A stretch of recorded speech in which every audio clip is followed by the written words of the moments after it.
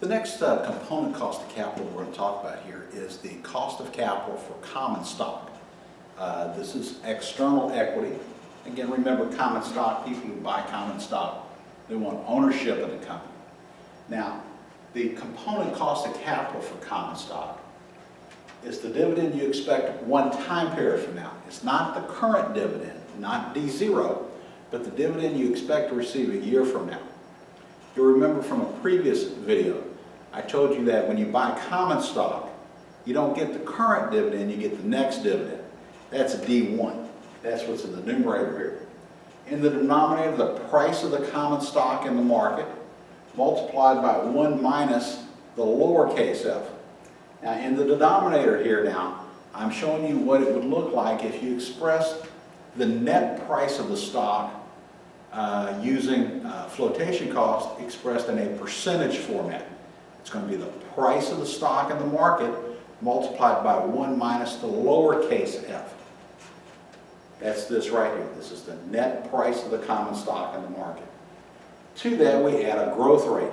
Now the growth rate, commonly thought of, this would be what you'd expect the capital gain perhaps to be on the common stock. Some people use the internal growth rate, which we talked about in a previous video. But nonetheless, whatever you use, this formula here now, this is the component cost of capital for common stock.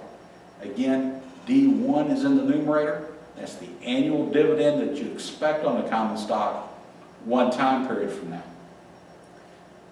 PCS now, that's the price of the common stock in the market.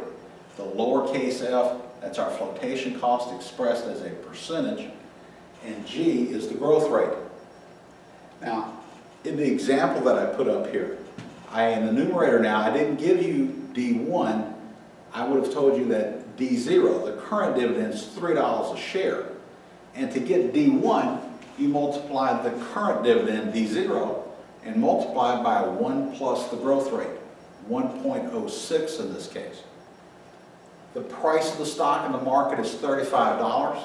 The flotation cost is 10%, and we expect a growth rate of 6%. Those would be the variables that we would have collected on the common stock. Put all of that into the formula, the numerator turns out to be $3.18.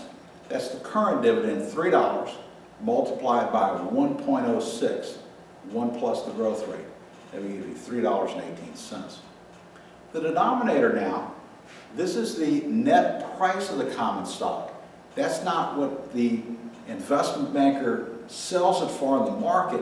That's what we net from the sale of a share of common stock after they've taken out their fee.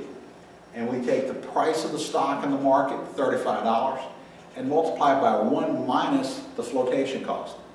In this case, the investment banker is charging us a 10% flotation cost.